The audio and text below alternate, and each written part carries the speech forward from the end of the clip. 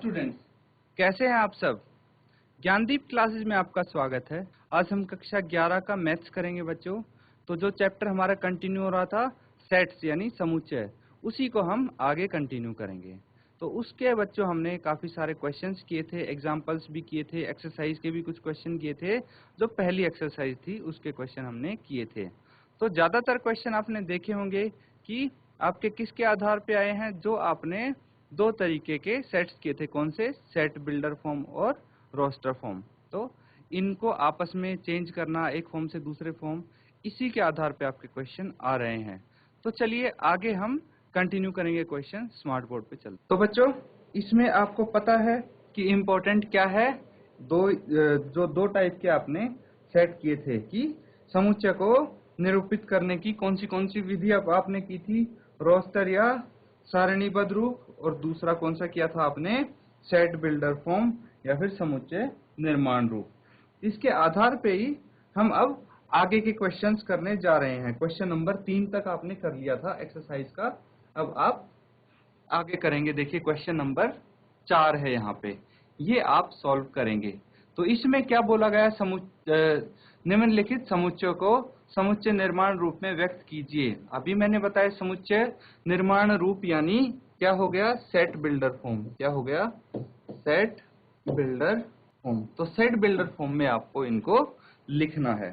Set builder form में आपको पता है क्या कैसे लिखते हैं बच्चों सेट बिल्डर फॉर्म में। तो मैंने बताया था कि सेट बिल्डर फॉर्म में जितने भी जो सारे एलिमेंट होते हैं उनकी क्या होती है, एक कॉमन प्रॉपर्टी होती है। तो उस प्रॉपर्टी का इस्तेमाल करके हम इसको सेट बिल्डर फॉर्म में लिखेंगे। तो ये किस फॉर्म में दिए हुए हैं, किस रूप में दिए हुए हैं, ये आपको पता है। ये रोस्टर फॉर्म में दिए हुए हैं। रोस्टर फॉर्म यानी सारणीबद्ध रूप आपको इनका दिया हुआ है। देखिए एलिमेंट्स दिए हुए हैं अलग अलग और इनको कॉमा से सेपरेट किया हुआ है। कॉमा से इनको अलग अलग कर दिया गया है। अब फर्स्ट पार्ट हम इसका सॉल्व करने की कोशिश करते हैं। तो पहला पार्ट क्या कहता है, देखिए इसमें दिया है आपको 3, 6, 9 और 12। अब जरा अगर आप ध्यान से देखेंगे तो आपको क्या दिखेगा, 3 का पहाड़ा। अब 3 का पहाड़ा बोलते जाओ तो 3 एकम 3, 3 दूनी 6, 3 तियानो 3 चौक 12। तो पहले जो 4 गुणज हैं 3 के, वो मुझे यहाँ पे दिख रहे हैं पहले पार्ट में। किसके? 3 के पहले 4 गुणज दिख रहे हैं मुझे। देखिए हमें कोई एक ऐसी प्रॉपर्टी, ऐसा गुण पता लगाना है इसका जो इन सब एलिमेंट्स का, सब अवयवों का एक कॉमन गुण हो। तो ऐसा गुण हमें पता लगाना है और उसके आधार पे हम इसको सेट बिल्डर फॉर्म में लिखेंगे। तो इसमें मुझे एक गुण मिल गया। क्या मिल गया, कौन सी प्रॉपर्टी मिली है, देखिए x is such that, x क्या है, संख्या। x is such that, x संख्या 3 के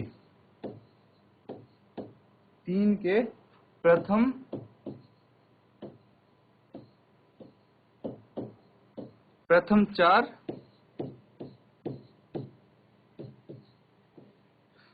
चार गुणज हैं। तो ये क्या बोला गया है कि इसके संख्या 3 के प्रथम 4 गुणज हैं। कैसे? 3, फिर 3 दूनी 6, 3 के टेबल में आते हैं चारों, और 3 को 1 से मल्टीप्लाई करने पे, 1 से गुना करने पे 3 आएगा, 2 से गुना करने पे 6 आएगा, ऐसे ही 4 से गुना करने पे 12 आ जाएगा। तो प्रथम 4 गुणज हो गए। बच्चों इसको ऐसे लिख दिया। और किस प्रकार से लिख सकते हैं हम, या फिर इसको लिख सकते हैं हम x is equal to, x is such that x equal to 3n। मैंने यहां पे क्या किया, 3 को n से मल्टीप्लाई करके लिख दिया। इससे क्या लाभ हुआ, इससे क्या पता लगेगा हमें, देखिए इससे ये लाभ होगा कि यहाँ पे n क्या है, n बिलोंग्स टू, ये इसका मतलब क्या हुआ बच्चों, हमने देखा था कि जो कैपिटल N है इसका मतलब होता है नेचुरल नंबर। नेचुरल नंबर्स को डिनोट करते हैं इससे। नेचुरल नंबर्स यानी प्राकृत संख्याएं। प्राकृत संख्याओं को हम डिनोट करते हैं इससे, कैपिटल एन से। तो मैंने बोल दिया कि जो ये एन है ये यहाँ पे किसको बिलोंग करता है बच्चों, ये कैपिटल एन को बिलोंग करता है, यानी प्राकृत संख्याओं को यहाँ बिलोंग करता है ये। तो ये आपको पता लग गया। अब देखिए बच्चों, अब क्या है, यहाँ पे मैं बोल सकता हूँ कि जहां n को मुझे डिफाइन भी तो करना पड़ेगा बच्चों, कि 3 को मैं n से मल्टीप्लाई कर रहा हूं। तो देखिए 3 एक तो एक बारी मल्टीप्लाई हो रहा है, 1 से मल्टीप्लाई हो रहा है तो 3 आ रहा है, 2 से मल्टीप्लाई कर रहे हैं, 2 से गुना कर रहे हैं तो 6, 3 से गुना कर रहे हैं तो 9 और 4 से गुना कर रहे हैं तो 12। बस 1 से लेके 4 तक हम इसको गुना कर रहे हैं। तो मैं यहाँ पे बोल सकता हूँ कि n जो है वो ग्रेटर देन इक्वल टू 1 है, मतलब या तो 1 के बराबर है या 1 से बड़ा है, और स्मॉलर देन इक्वल टू 4 है, यानी या तो 4 के बराबर है या 4 से छोटा है। मतलब 1 और 4 या तो इनके बराबर है या इनके बीच में है कहीं n। तो हम सारी टर्म्स से एक एक बारी इसको मल्टीप्लाई करके देख सकते हैं 3 को। तो देखिए n को अगर हम 1 मानते हैं तो 3 को 1 से मल्टीप्लाई करेंगे 3 आ जाएगा, 3 को 2 से करेंगे, अगर n को 2 लिया तो 6 आ जाएगा, 3 से करेंगे तो 9 आ जाएगा, और इसको 4 से करेंगे तो 12 आ जाएगा। यही तो एलिमेंट्स हैं बच्चों इसमें। तो इनको हम इस तरह से लिख सकते हैं समुच्चय निर्माण रूप में या फिर सेट बिल्डर फॉर्म में। अब देखिए इसका सेकंड पार्ट में क्या दिख रहा है हमें, 2 4 8 16 32। अब इसकी क्या प्रॉपर्टी, कॉमन प्रॉपर्टी आ सकती है। तो इसमें आप देखेंगे कि सबसे पहले 2 है, फिर 4 है, फिर सीधा 8 हो गया और फिर सीधा 16 हो गया। यानी कि अगर हम 2 का वर्ग करते हैं तो कितना आता है, 2 का वर्ग 4 आता है, और 2 का हम घन करते हैं, क्यूब करते हैं तो कितना आता है, 8 आता है। और 2 की पावर अगर 4 करेंगे, यानी 2 को 4 बारी मल्टीप्लाई करेंगे तो कितना आएगा 16, और 2 को 5 बारी गुना करेंगे तो 32। यानी कि यहाँ पे अगर 2 के ऊपर हम पावर 1 से बढ़ाते जाएंगे, 2 की जो एक्सपोनेंट है उसको 1 से बढ़ाते जाएंगे तो क्या होगा, 2 की डिग्री बढ़ाने पे हमारे सारे एलिमेंट्स आ जाएंगे।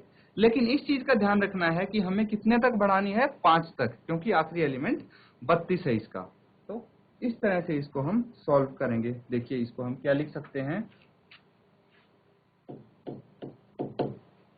इसको लिख सकते हैं हम x मान लेते हैं इस सेट को, x is such that x क्या होगा, ये होगा 2n के 2 के ऊपर घात n, इसके बराबर मैं इसको लिख सकता हूं। और क्या लिख सकता हूं, n क्या है, n belongs to natural number, n यहाँ पे प्राकृत संख्या है। और क्या लिख सकता हूं मैं, जहां पे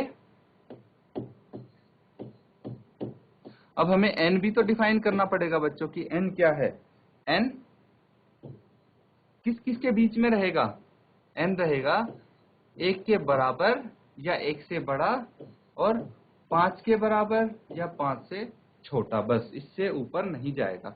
तो ये क्या हो गया, हमारा सेट बिल्डर फॉर्म हो गया। इसको हम इस तरह से सेट बिल्डर फॉर्म में लिख सकते हैं। अब देखिए इसको वापस अगर आपको बोला जाए कि भाई ये आपके सामने सेट है, समुच्चय है, इसको आप रोस्टर फॉर्म में लिखो, तो कैसे लिखेंगे।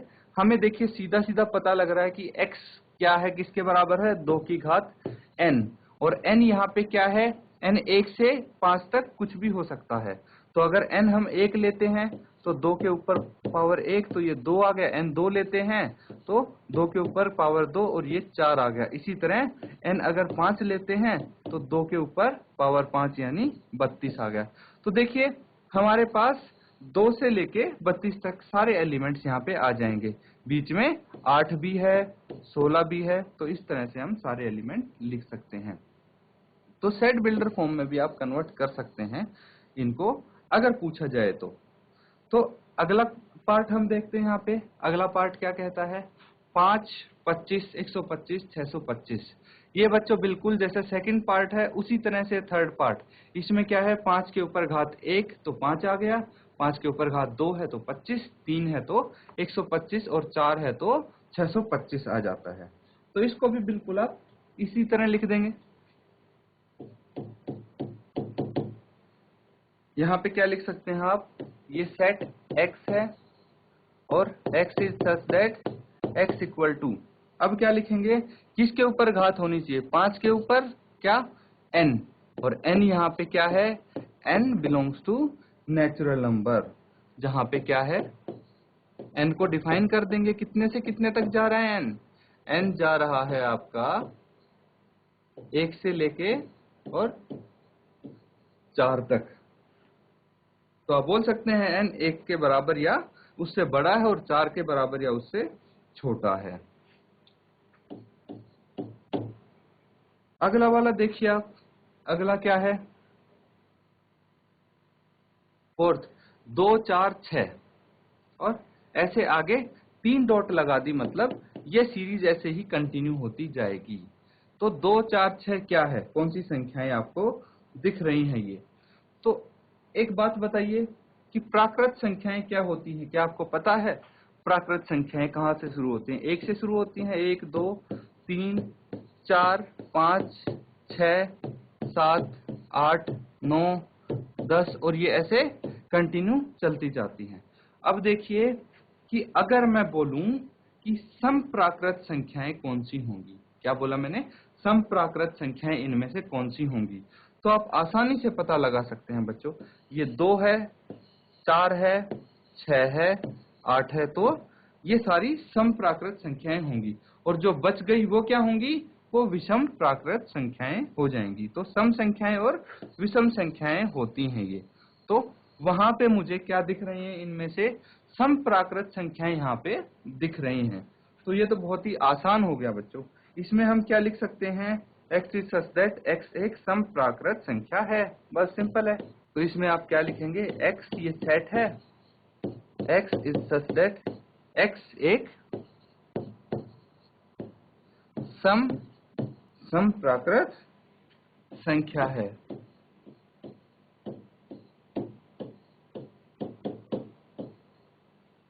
बस अब अगला देखिए, इसका लास्ट पार्ट क्या कहता है, 1 4 9 और ये कंटिन्यू होता है 100 तक, मतलब 100 तक ये खत्म हो जाती है सीरीज। अब देखिए 1 4 9 और 100 तक कितने अंक आएंगे, 9 के बाद क्या आ सकता है, ये अगर सीरीज आप देखें तो ये 1 का वर्ग है, 4 क्या है, 2 का वर्ग हो गया, 9 3 का वर्ग हो गया, और एंड में जो 100 है वो 10 का वर्ग हो गया। यानी कि मुझे ये सीरीज दिखाई दे रही है कि 1 से लेके 10 तक आपको सारे वर्ग यहाँ पे दिए हुए हैं। तो इसको सेट बिल्डर फॉर्म में लिखना बहुत ही आसान है। आप क्या लिख सकते हैं, x is equal to, x is such that x क्या है, x ये आप बोल सकते हैं n की पावर 2 है, क्योंकि देखिए यहाँ पे क्या है, जो ये n है ये 1 से लेके 10 तक जा रहा है, लेकिन जो घात है वो 2 ही रह रही है, डिग्री 2 ही है इनकी। तो n की पावर मैंने 2 लिखा है यहाँ पे, और n फिर से क्या है यहाँ पे, नेचुरल नंबर है, नेचुरल नंबर है, जहाँ पे ये नेचुरल नंबर कहाँ से कहाँ तक होगा, बिल्कुल आप वैसे ही लिख देंगे जैसे अभी तक लिखा है। ये नेचुरल नंबर 1 के बराबर या उससे बड़ा होगा और 10 के बराबर या फिर उससे छोटा होगा, बस यही हमें बतानी है। तो यहाँ पे हमारा ये क्वेश्चन खत्म होता है बच्चों। देखिए कितना आसान है सेट बिल्डर फॉर्म में भी कन्वर्ट करना। तब अगला क्वेश्चन देखें आप, अगला क्वेश्चन यहाँ पे क्या दिया हुआ है, निम्नलिखित समुच्चयों के सभी अवयवों या सदस्यों को सूचीबद्ध कीजिए। तो बच्चों सूचीबद्ध हमने पढ़ा था, सूचीबद्ध क्या होता है, सूचीबद्ध यानी हम उनको रोस्टर फॉर्म में लिखेंगे इनको। ये कैसे है आपको क्वेश्चन से ही पता लग रहा है, ये फॉर्म हमारी सेट बिल्डर फॉर्म है, समुच्चय निर्माण रूप है। इसको हमें क्या करना है, इनको इसके जो एलिमेंट है उनको हमें सूचीबद्ध करना है, लिस्ट के फॉर्म में लिखना है, यानी कि रोस्टर फॉर्म में हम इनको लिखेंगे। रोस्टर फॉर्म में लिखने के लिए काफी आसान है बच्चों। तो इसका पहला पार्ट हम यहाँ पे करके देखेंगे। पहला पार्ट क्या है, a इज इक्वल टू, तो हम a लिख लेंगे, ये सेट a हो गया, और इसमें जो एलिमेंट्स आएंगे उनका पता लगाना बच्चों, आपको जो अवयव आएंगे इसके अंदर उसका पता लगाना है। तो ये क्या बोलते हैं कि x is such that x एक विषम प्राकृत संख्या है। अभी बच्चों हमने किया था कि सम प्राकृत संख्या कौन सी है, 2, 4, 6, 2 जो 2 से भाग होती हैं, और जो बच गई वो कौन सी होगी? विषम प्राकृत संख्याएं। विषम प्राकृत संख्याएं अब कौन सी होगी? देखिए आप, 1, 2 क्या होगी? 2 तो समप्राकृत संख्या होगी, तो 3 होगी, फिर 5 होगी। जो 2 से भाग नहीं होती हो वो विषम प्राकृत संख्याएं होगी। 5, 7 होगी। इसी तरह बच्चों ये आगे कंटिन्यू होते जाएंगे। तो मैंने आगे 3 डॉट्स लगा दी ताकि आपको पता लग गया, सबको पता है कि ये आगे तक चलती जाएंगी विषम प्राकृत संख्याएं। तो ये हमारा पहला रोस्टर फॉर्म में हो गया पार्ट। अब दूसरा देखिए, दूसरा क्या बोला गया है? b is equal to such that, ये सेट b है, और क्या बोल रहे हैं? x is such that x एक पूर्णांक है। x क्या है? पूर्णांक है। और क्या है? -1/2 और 9/2 के बीच में है।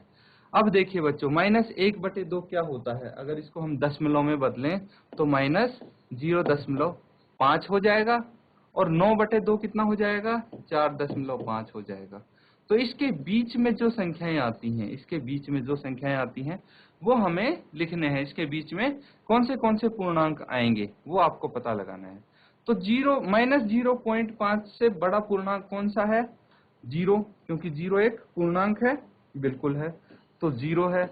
उससे बड़ा 1, फिर 2, फिर 3 और फिर 4। तो सिर्फ हम 4 तक लिखेंगे बच्चों, क्योंकि 4.5 से यहाँ बोला गया है कि छोटा पूर्णांक लिखना हमें। तो 4.5 से 4.5 से छोटा पूर्णांक 4 होता है। 5 उससे बड़ा हो जाता है, इसलिए वो इस लिस्ट में नहीं आएगा। अगला पार्ट करके देखें। यहाँ क्या बोला गया है कि c is equal to such that x is such that x एक पूर्णांक है। x क्या है? एक पूर्णांक है। लेकिन एंड में आपको दिया गया है कि x क्या है? x का जो वर्ग है वो 4 के बराबर या उससे छोटा है। मतलब 4 से बड़ा नहीं होना चाहिए। जो x है उसका वर्ग, यानी जो पूर्णांक हम लिखेंगे उसका वर्ग करके देखेंगे तो 4 के बराबर या उससे छोटा आना चाहिए। तो अगर देखिए 0 का हम वर्ग करते हैं तो कितना रहेगा? 0 का वर्ग 0 ही रहेगा, यानी कि ये कंडीशन सेटिस्फाई कर रहा है। 1 का वर्ग करके देखें आप, तो 1 का वर्ग करेंगे तो 1 ही रहेगा, और 2 का वर्ग करेंगे तो 4 आ जाएगा।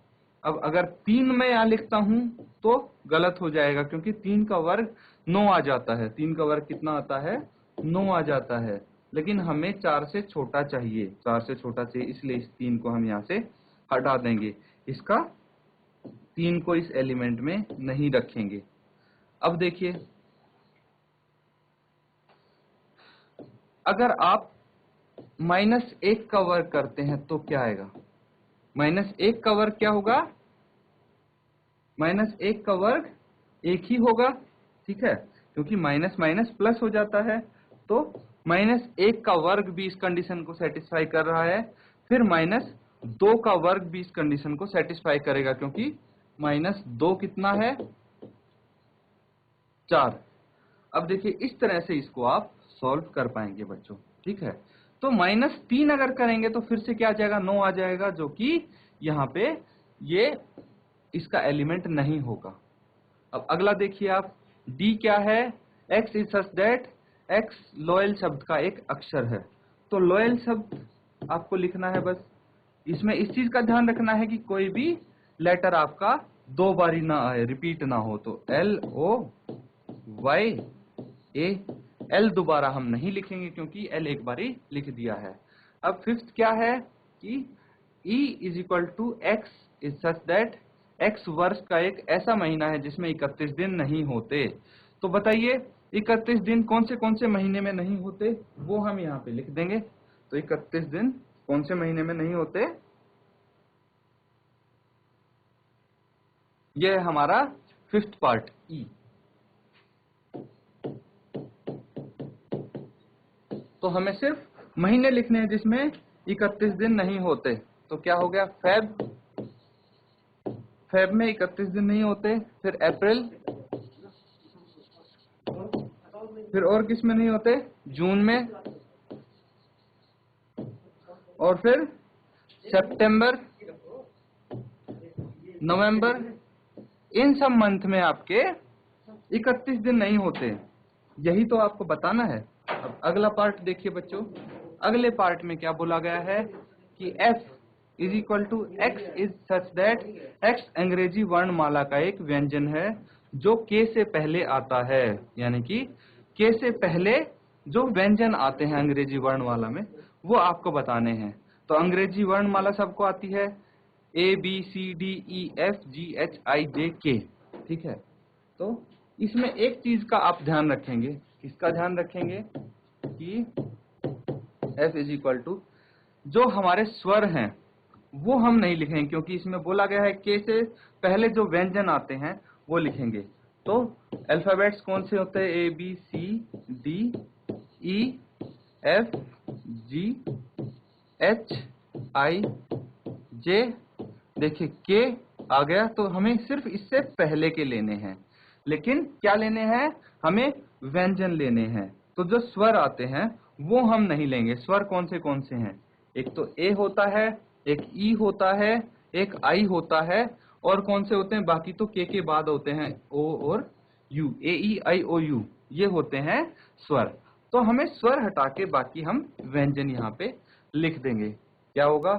B C D F G और एच, ये आपके हो गए जैसे पहले के व्यंजन अंग्रेजी वर्णमाला के।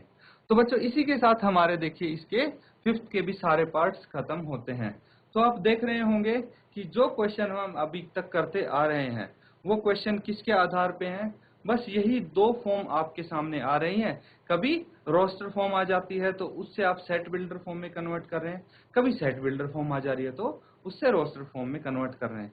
तो पूरी प्रश्नावली एक जो है 1.1 वो आपके इन्हीं 2 फॉर्म्स के अराउंड घूम रही है।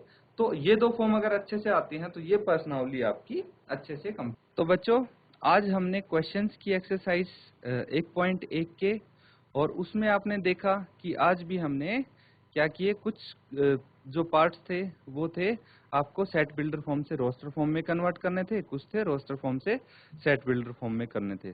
तो जिस बच्चे को ये चीज अच्छे समझ में आ गई कि रोस्टर फॉर्म क्या होती है, सेट बिल्डर फॉर्म क्या होती है और कैसे कन्वर्ट करेंगे, उसके लिए बहुत ही आसान चीज है, ये बहुत ही आसानी से उनको समझ में आ जाएगा। तो बच्चों आज हमने क्या किया? आज हमने एक्सरसाइज 1.1 के क्वेश्चंस किए।